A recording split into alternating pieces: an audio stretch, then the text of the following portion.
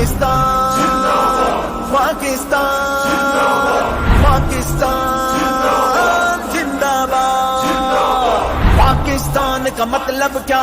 ला इलाहा इल्लल्लाह। दस्तूर रियासत क्या होगा? मुहम्मदुर रसूलुल्लाह।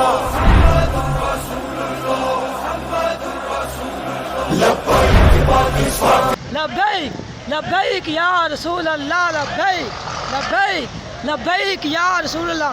अल्हम्दुलिल्लाह इस वक्त मंडी बहुत दिन से जो है वो 65 गाड़ियों का काफ़िला जो है इंशाअल्लाह अपनी मंजिल की तरफ जो है वो रवा दवा है।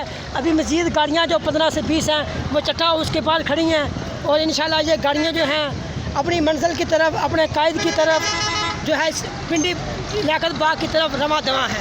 लब्बैक लब्बैक लब्बैक या रसूल अल्लाह। ताजदार ख़त्म नबूवत जिंदाबाद।